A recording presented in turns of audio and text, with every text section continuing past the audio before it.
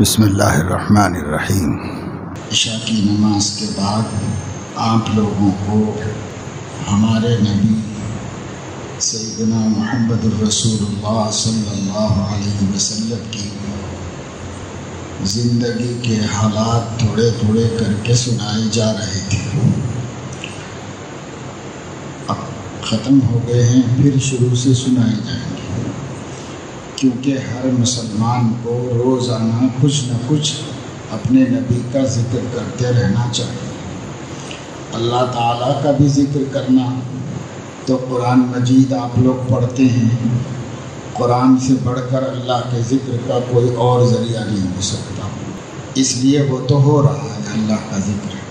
پھر نماز پڑھتے ہیں، نماز بھی اللہ کی یاد ہے۔ وَأَقِمِ الصَّلَاةَ لِذِكْرِي، نماز میری یاد کے لیے قائم کی جائے۔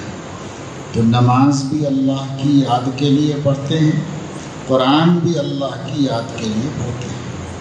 اب حضور اکرم صلی اللہ علیہ وسلم کی یاد بھی روزانہ ہونی چاہیے۔ تو جو کچھ ہم کام کرتے ہیں، صبح اٹھنے کی سنتیں اور کھانا کھانے کی سنتیں، پانی پینے کی سنتیں، کپڑے پہننے کی سنتیں، مسجد میں آنے کی سنتیں، مسجد سے نکلنے کی سنتیں، اسی طریقے سے کھانا کھانے کی سنتیں، پھر سوتے وقت کی سنتیں، یہ ساری سنتیں اللہ کے نبی صلی اللہ علیہ وسلم کی یاد ہی ہیں، ان کا تذکرہ ہی ہے۔ لیکن اس کے ساتھ ساتھ کچھ ان کے حالات بھی جاننا چاہیے، پیدائش سے لے کے وفات تک، اس دنیا سے رخصت ہونے تک انہوں نے کیسی زندگی گزاری ہے وہ بھی سنتے رہنا۔ سنتے سنتے آدمی کو شوق ہوتا ہے کہ ہم بھی ایسی زندگی گزاریں۔ لَقَدْ كَانَ لَكُمْ فِي رَسُولِ اللَّهِ أُسْوَةٌ حَسَنَةٌ، تمہارے لیے اللہ کے رسول کی زندگی میں زندگی گزارنے کا بہترین نمونہ ہے۔ کسی کو بھی دیکھ کے لوگ اپنی زندگی کا طریقہ بناتے ہیں۔ ساری دنیا کی قومیں، ہندوستان میں جتنے مذہب ہیں، سب لوگ اپنے بڑوں کو دیکھ کر اپنی زندگی کا طریقہ بناتے ہیں۔ مسلمانوں کے بڑے کون ہیں؟ مسلمانوں کے بڑے حضرت محمد صلی اللہ علیہ وسلم ہیں۔ انہیں دیکھ کر ان کے جیسے بننے کی ہر ایک کو فکر و شوق ہونا چاہیے۔ جب بہت چھوٹے بچے ہیں، ان کی سمجھ میں جتنا آئے گا وہ سمجھیں گے، لیکن جو ذرا سمجھدار ہو گئے ہیں انہیں غور سے، توجہ سے، دھیان سے حضور علیہ الصلاۃ والسلام کا تذکرہ سننا چاہیے۔ اور جتنی توجہ سے سنو گے، جتنا سمجھ کر سنو گے، تو زندگی میں اتنا سنت کا نور آئے گا اور آپ کی محبت بڑھے گی۔ ان کی محبت بڑھے گی تو اللہ کی محبت بڑھے گی، اور اللہ کی محبت اور نبی کی محبت ایمان کی جان ہے۔ اس لیے ایمان کامل ہوگا، ایمان مکمل ہوگا۔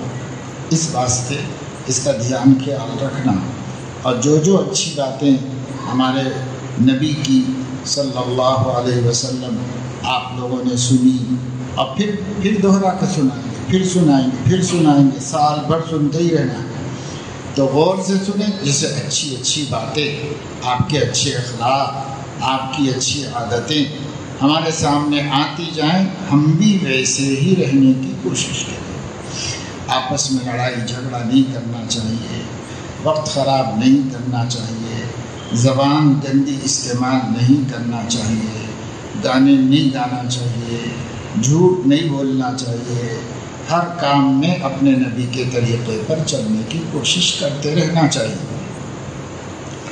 اس کا خیال دھیان رکھو، تو اس سے پھر انشاءاللہ تعالی ہم قرآن پڑھتے بھی رہیں گے، ہماری زندگی سنت کے سانچے میں ڈھلتی بھی رہے گی۔ مدرسے کا مقصد صرف تعلیم نہیں ہے، تعلیم اور سنت کے مطابق تربیت، دو بھی چیزیں یہاں سیکھی سکھائی جاتی ہیں، اور دونوں کی نیت اور ارادہ کر کے بڑے طالب علم اس کے ارادہ کر کے نیت کر کے اپنے اوقات گزارنا چاہیے، اس کے اندر خیر و برکت ہوگی۔ تو جاؤ سمیر، گاڑی کے پاس جاؤ، آ جاؤ، بولو بیٹھ جاؤ، بولو پیچھے سیٹ پہ بٹھا دو، ان لوگوں کو بچوں کو بٹھا دو، ہم لوگ آئیں گے اس کے بعد۔ تو اس کا اہتمام سب کریں گے بھی انشاءاللہ، اس سے فائدہ ہوگا۔ سب سے بڑی چیز اس دنیا میں اللہ کے نبی صلی اللہ علیہ وسلم سے سچی پکی محبت ہے۔ حدیث میں آیا ہے لا یؤمن احدکم حتی اکون احب الیہ من والدہ وولدہ والناس اجمعین، تم میں سے کوئی شخص اس وقت تک صحیح معنوں میں مسلمان نہیں ہو سکتا جب تک کہ میں اس کے دل میں اس کے ماں باپ، اس کی اولاد اور پوری دنیا سے بڑھ کر پیارا نہ ہو جاؤں۔ سب سے پیارے نبی ہو جائیں، والدین سے بھی بڑھ کے، اولاد سے بھی بڑھ کے، بھائی بہنوں سے بھی بڑھ کے، خاندان سے بھی بڑھ کے، دوستوں سے بھی بڑھ کے، سب سے بڑھ کر اللہ کے نبی صلی اللہ علیہ وسلم اس کے دل میں ہونا چاہیے۔ تو آپ نے کیا فرمایا؟ جب تک ایسا نہ ہو صحیح معنوں میں مسلمان نہیں ہوتا ہے۔ صحیح مسلمان وہ ہے تو میں سب سے بڑھ کر محبوب ہو جاؤں اور سب سے بڑھ کر پیارا ہو جاؤں۔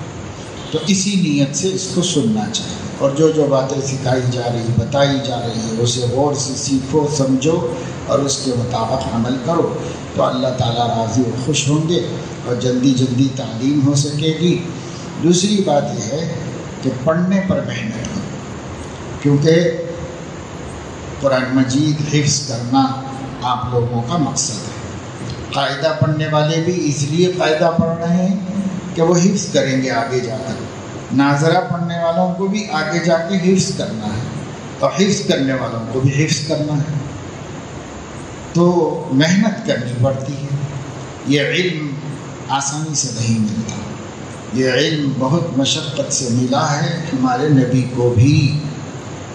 جب حضور علیہ السلام پر قرآن اترتا تھا تو ایک آیت بھی اترتی تو آپ کا جسم اتنا بھاری ہو جاتا تھا کہ سخت جاڑے میں پسینہ نکل جاتا تھا۔ ایک ایک آیت نازل ہوتی، جسم اتنا وزن ہو جاتا تھا کہ اگر اونٹنی پر بیٹھے ہوئے ہوتے تو اونٹنی کی کمر دب جاتی تھی وزن سے۔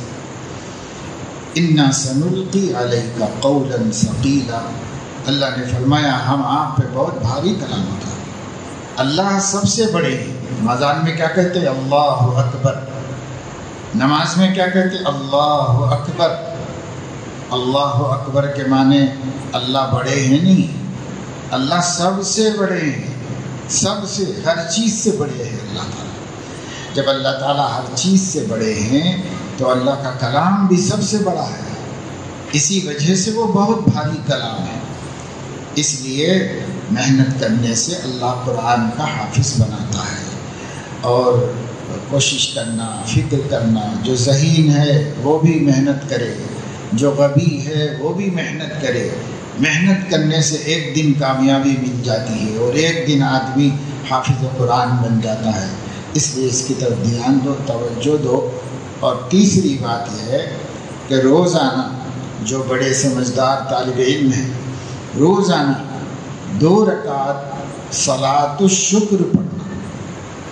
2 رکعت صلاۃ الشکر کا مطلب 2 رکعت نماز پڑھنا، نفل، ترانے سے پہلے پڑھ لو، ناشتے کے بعد پڑھ لو، استراحت میں پڑھ لو، کسی وقت پڑھ لو۔ 2 رکعت نفل نماز پڑھنا اس نیت سے کہ اللہ کا شکریہ ادا کریں کہ اللہ نے ہم کو اپنی کتاب پڑھنے کی توفیق دی ہے، ہم کو دین کا علم حاصل کرنے کی توفیق اللہ نے دی ہے، اس لیے اللہ کا شکر ادا کرنے 2 رکعت پڑھو، اور اس کے بعد پھر 2 رکعت صلاۃ الحاجت پڑھو۔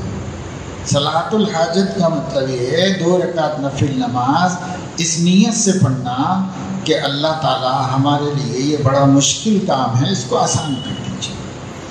آپ آسان کریں گے تو آسان ہوگا، آپ نہیں کریں گے تو نہیں ہو سکے گا۔ تو اللہ سے یہ دعا مانگ لینا، 2 رکعت پڑھ کے شکر ادا کرنا اور 2 رکعت پڑھ کے مدد مانگ لینا۔ روز صبح میں جو سمجھدار طالب علم ہے ناشتہ جلدی کر کے ایک 5 منٹ بچائے تو یہ کام ہو جاتا مسجد میں آئے نماز پڑھ لی 2 رکعت اللہ کا شکر ادا کر دیا 2 رکعت پڑھ لو اللہ سے مدد مانگو اس کے بعد کام شروع کرو تو دیکھو اللہ خوب مدد کرے گا خوب برکت ہوتی ہے کاموں کے اندر اس طریقے سے اللہ تعالیٰ اپنے فضل و کرم سے توفیق عمل نصیب فرمائے درود شریف پڑھو اللہم صلی علی محمد عبدک و رسولک و صلی علی المؤمنین والمؤمنات والمسلمین والمسلمات اللہم انت السلام و منک السلام تبارکت و تعالیت یا ذا الجلال والاکرام نسألک الہدى والتقى والعفاف والغنى رب اغفر وارحم وانت خیر الراحمین اللہم علمنا ما ينفعنا وانفعنا بما علمتنا وزدنا علما اللهم إنا نسألك علما نافعا وعملا صالحا متقبلا